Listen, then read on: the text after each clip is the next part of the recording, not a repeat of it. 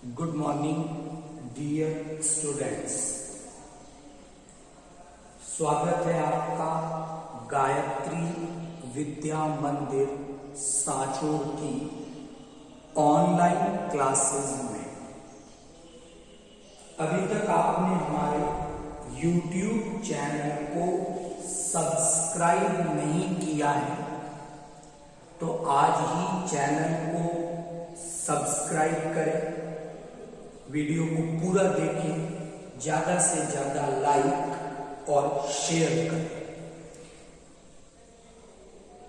आज जो topic discussion करेंगे हम लोग वो क्लास 11 बायोलॉजी का फर्स्ट चैप्टर है और बेसिकली जो क्लास 11th की बायोलॉजी का फर्स्ट चैप्टर है वो टैक्सोनॉमी वर्गीकी से संबंधित है। जो प्रीवियस लेक्चर हम लोगों ने डिस्कस किया था उस लेक्चर में हमने टैक्सोनॉमी के इंट्रोडक्टिव पार्ट के बारे में कुछ बातें डिस्कस की थी, तो उसी टॉपिक को आज हम आगे डिस्कस कर रहे हैं। तो थोड़ा सा रिमाइंड करते हैं कि प्रीवियस लेक्चर में हमने क्या क्या बातें डिस्कस की थी। नंबर 1, टॉपिक की शुरुआत हमने टैक्सोनॉमी वर्गीकी से की थी और आपको एक डेफिनेशन वर्गीकी टैक्सोनॉमी की बताई थी और उस डेफिनेशन में इन 3 बातों पे हम लोग डिस्कस कर रहे थे। Identification, nomenclature, classification. हिंदी में आइडेंटिफिकेशन के लिए पहचान ये शब्द प्रयोग में आता है। नोमेनक्लेचर के लिए नामकरण ये शब्द प्रयोग में आएगा और क्लासिफिकेशन के लिए वर्गीकरण। तो ये 3 शब्द उस दिन टैक्सोनॉमी की डेफिनेशन में हमने डिस्कस किए, तो वहीं से हम आगे चल रहे हैं। तो आपको एक वैज्ञानिक के बारे में बताया था मैंने, डी कैंडोलिन के बारे में, और डी कैंडोलिन ने पहली बार ये टैक्सोनॉमी जो टर्म है वो इंट्रोड्यूस की थी। और टैक्सोनॉमी की डेफिनेशन में हमने डिस्कस किया था कि टैक्सोनॉमी जीव विज्ञान की वह शाखा है जिसमें जीवों की पहचान, उनके नामकरण और उनके वर्गीकरण का अध्ययन किया जाता है। अब आगे हम एक एक करके डिस्कस करेंगे। सबसे पहला जो डिस्कशन है वो आइडेंटिफिकेशन पे है, पहचान पे है।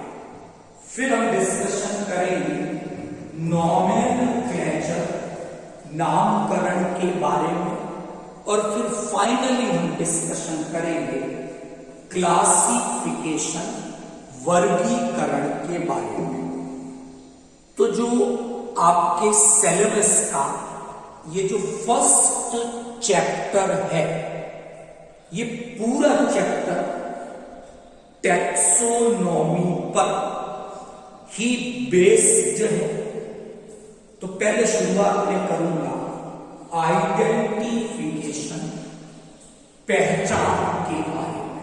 सिंपल सी मैंने एक जानकारी लिखी है कि आइडेंटिफिकेशन हम कहेंगे किसे। तो यहां पर एक बात समझे, मैं बात कर रहा हूं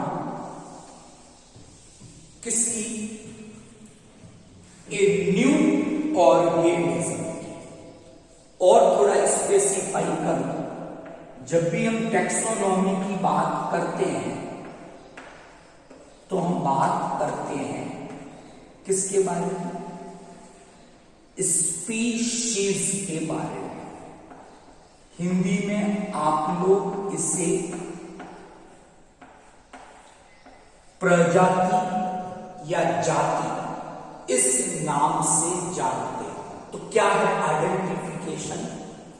कि हम बात कर रहे हैं अ न्यू स्पीशीज या एक नए जीव की या एक नई प्रजाति।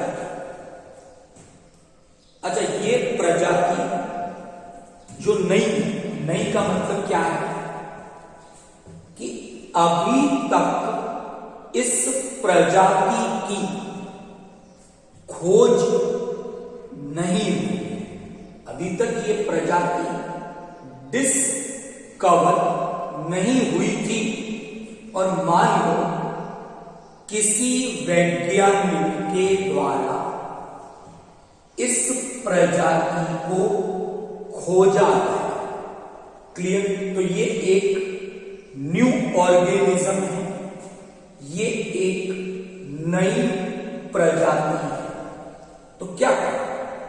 खोजने के बाद इस नई प्रजाति को प्लेसमेंट करें। प्लेसमेंट का मतलब है कि इस प्रजाति को क्या किया गया है? प्रीवियसली डिस्क्राइब्ड ग्रुप के वैज्ञानिक जो पहले थे, उन्होंने कुछ ग्रुप बनाए, यानी ये ग्रुप पहले से बने हुए। तो जैसे ही किसी वैज्ञानिक ने एक नई प्रजाति की खोज की, तो वो क्या करेगा? इस प्रजाति को रखेगा कहां पर? पहले से बनाए हुए किसी ग्रुप में। और इस पूरी प्रक्रिया को हम टैक्सोनॉमी में किस नाम से जानेंगे? आइडेंटिफिकेशन, पहचान करना। Is that clear? मैं वापस आपको समझाता हूं, फिर एक एग्जाम्पल लेके भी इसको समझेंगे। क्या बात की कि बात कर रहे हैं एक नई प्रजाति की, एक नए जीव की, जिसे अभी खोजा गया, यानी जिसकी खोज पहले नहीं हुई थी। इसीलिए हमने क्या लिखा है? ए न्यू ऑर्गेनिज्म और ए न्यू स्पीशीज। तो ये एक नई प्रजाति है। खोज करने के बाद दूसरा काम जो वैज्ञानिक अब करेगा, वो क्या करेगा? इस प्रजाति को एक सही पोजीशन, सही स्थिति में रखे। कहां रखे? कि पहले से कुछ समूह, ग्रुप बनाए गए, तो उन पहले से बनाए गए समूह में इस प्रजाति को रख दिया जाए। तो ये जो इतना काम किया, इट इज कॉल्ड आइडेंटिफिकेशन। ये टैक्सोनॉमी का पहला काम है। कि जब भी हम टैक्सोनॉमी की बात करेंगे तो सबसे पहले आइडेंटिफिकेशन करेंगे, पहचान करना। लो एक एग्जांपल लेते हैं कि मान लो ह्यूमन का एग्जांपल ले, मानव का एग्जांपल ले कि किसी व्यक्ति के घर नए शिशु का जन्म हुआ, न्यूबॉर्न बेबी। अब वो जो नया बच्चा जिसका जन्म हुआ है, तो ऐसे रिलेशंस की मैं बात करूं, माता पिता है उसके, दादा दादी, नाना नानी, मामा चाचा, इस तरह से रिलेशन, ये जो जितने संबंध हैं ये सब पहले से स्थापित किए हुए हैं। माता पिता कौन होंगे, दादा दादी कौन होंगे, नाना नानी कौन होंगे। तो ये जो नए बॉर्न, जो नए शिशु का जन्म हुआ, उसकी हमने स्थिति रखी कि वो किसे माता पिता कहेगा, किसे दादा दादी कहेगा। ये सब रिलेशन हमने पहले से ग्रुप बनाए हुए। तो इस घटना, इस प्रोसेस को हम किस नाम से जानेंगे? आइडेंटिफिकेशन, पहचान करना। Is it clear? तो आइडेंटिफिकेशन की सिंपल सी बात करें, प्लेसमेंट। प्लेसमेंट का मतलब होता है कि किसी भी जीव को, किसी भी प्रजाति को उसकी सही स्थिति पर रखना। अब स्थिति पर रखने के लिए हमने क्या काम में लिए? ग्रुप। और ये ग्रुप आज हमने नहीं बनाया, ये ग्रुप पहले के वैज्ञानिकों के द्वारा बनाए जा चुके हैं। तो जो प्रीवियसली डिस्क्राइब्ड ग्रुप हैं, प्रीवियसली यानी पहले से जो समूह बनाए गए हैं, उनमें एक नए जीव की, एक नई प्रजाति की सही स्थिति निर्धारित करना आइडेंटिफिकेशन या पहचान करना कहलाता है। ये टैक्सोनॉमी का पहला। ओके, अब सवाल ये उठता है, देखो आइडेंटिफिकेशन तो बहुत जरूरी है। अगर आइडेंटिफिकेशन नहीं हुआ तो हम उस जीव का या उस प्रजाति का सही अध्ययन, व्यवस्थित अध्ययन कर नहीं पाएंगे। और टैक्सोनॉमी का तो मतलब ही होता है अरेंजमेंट, कि हम जो भी स्टडी करें वो व्यवस्थित करें। और व्यवस्थित अध्ययन तभी संभव है कि पहले क्या करें?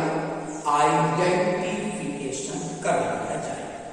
तो पहली चीज मैंने समझी, आइडेंटिफिकेशन क्या है और आइडेंटिफिकेशन में करते क्या है और क्यों जरूरी है आइडेंटिफिकेशन।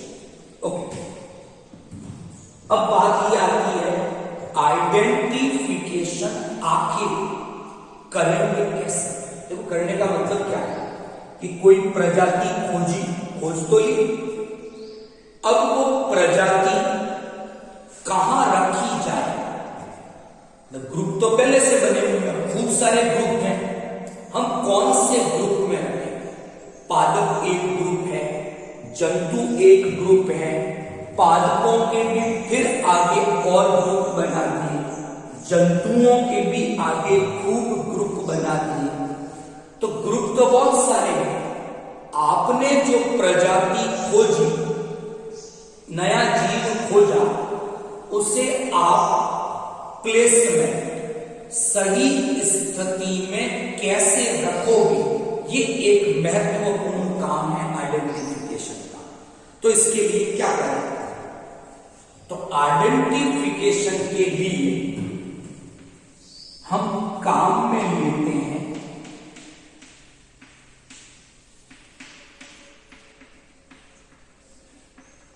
क्या काम में लेते? टैक्सोनॉमिक कीज काम में लेते। हिंदी में हम इन्हें कहेंगे वर्गीकीकरण की कुंजियां, ये चाबियां हैं और ये कीज हेल्प करेगी कौन सी प्रोसेस में? आइडेंटिफिकेशन। तो जब भी पहचान का काम करते हैं तो उसमें मदद करती है टैक्सोनॉमिक कीज। ये कुंजियां हमें सहायता प्रदान करती हैं और हम इनकी सहायता से आइडेंटिफिकेशन का काम कर सकते हैं। तो ऐसी कई कुंजियां हैं। बड़ी क्लासेस में जब आप जाओगे तो डिफरेंट टाइप की टैक्सोनॉमिक कीज आप पढ़ोगे। क्लियर? तो वर्गीकरण की कुछ कुंजियां होती हैं, वो आइडेंटिफिकेशन में हेल्प करती है। Is that clear?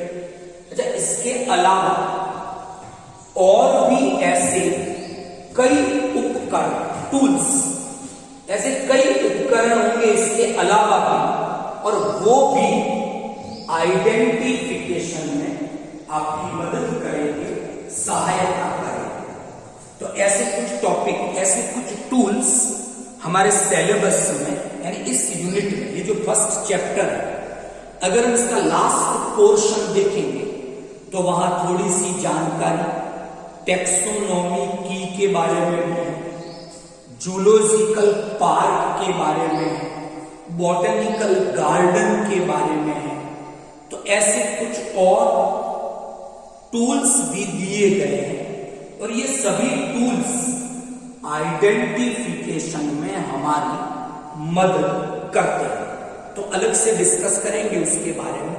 अभी हम केवल ये डिस्कस कर रहे हैं आइडेंटिफिकेशन क्या है, आइडेंटिफिकेशन में किया क्या जाता है, क्या करते हैं हम लोग, और आइडेंटिफिकेशन जरूरी क्यों है।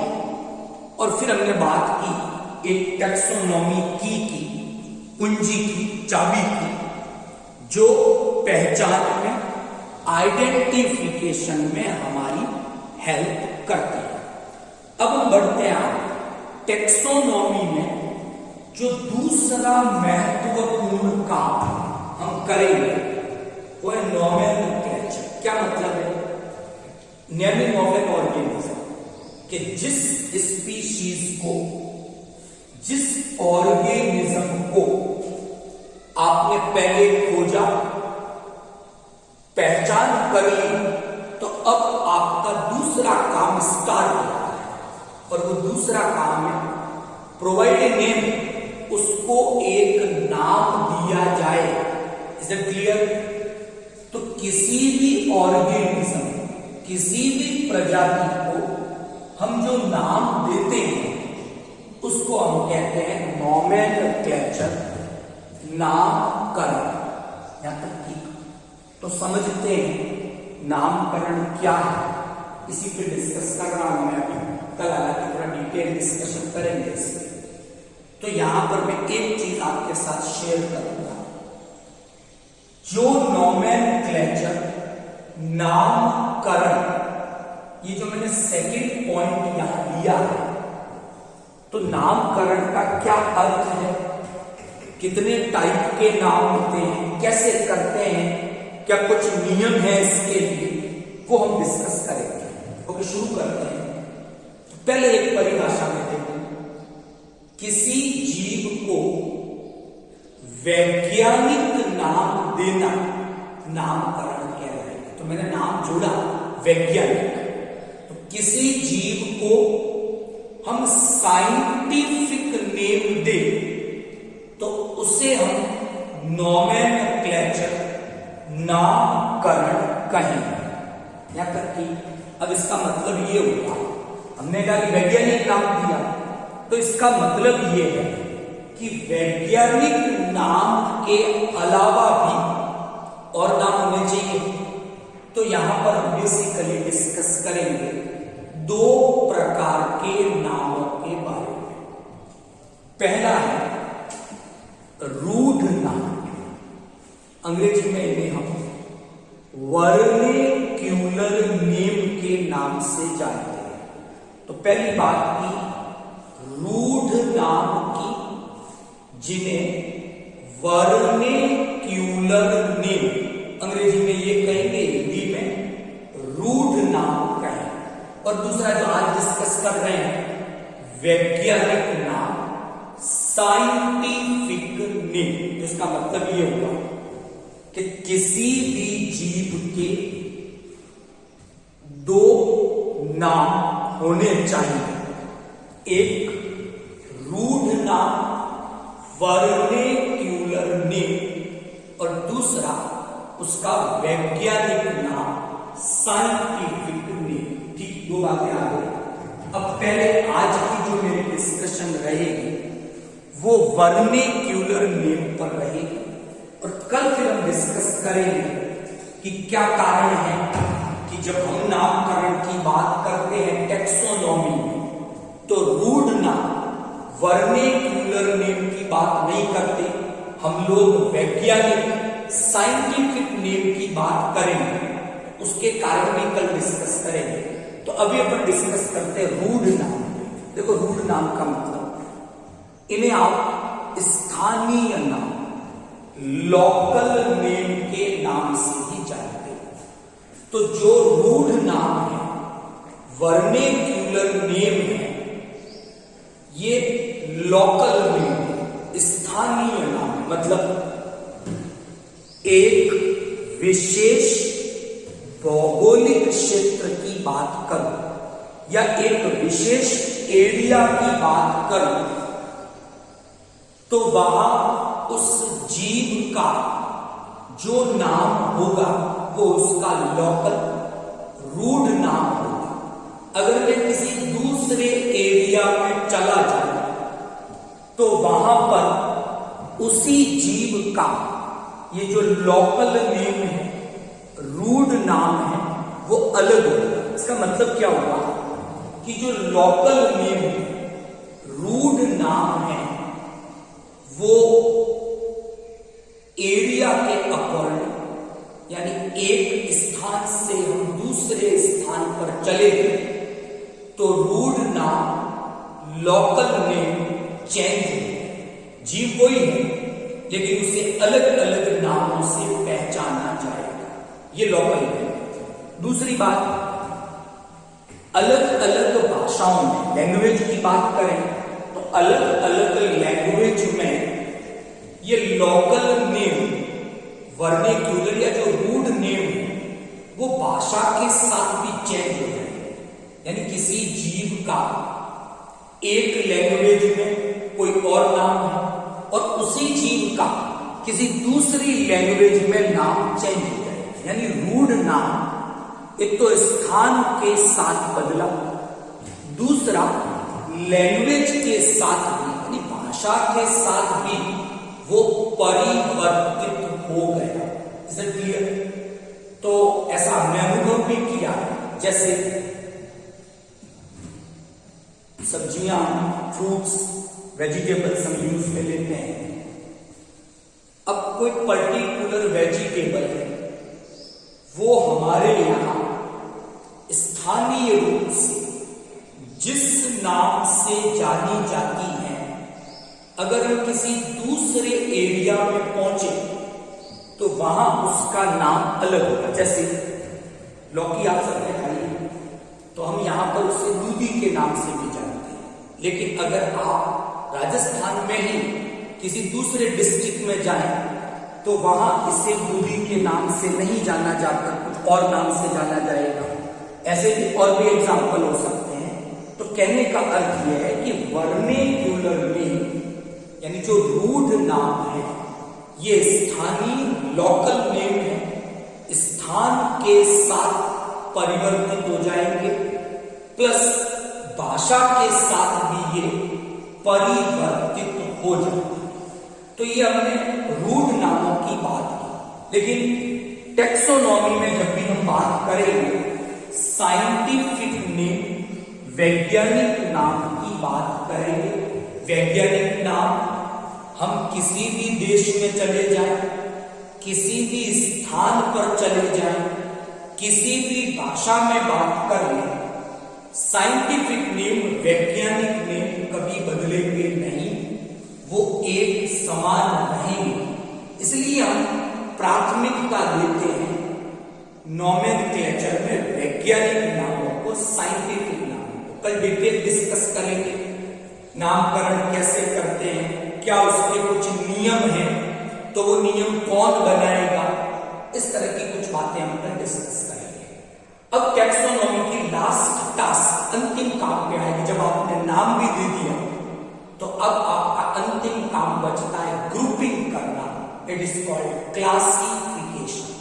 इसमें कुछ कैटेगरीज बनाते हैं, तो वो ग्रुपिंग कैसे करते हैं, वो कौन कौन से ग्रुप हैं, ये हम सब कुछ क्लासिफिकेशन में, वर्गीकरण में पढ़ते हैं।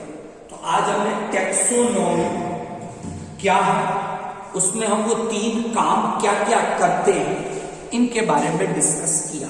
तो आई होप आप सभी लोग 10th से 11th में आए हैं।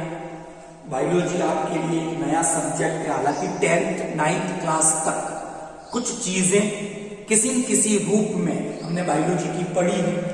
अब हम बायोलॉजी को एक अलग सब्जेक्ट के रूप में पढ़ेंगे। तो आज का जो टॉपिक था, हमने 0 से स्टार्ट किया है बायोलॉजी का आज। तो टैक्सोनॉमी के इंट्रोडक्टिव पार्ट को आज आपने समझा होगा।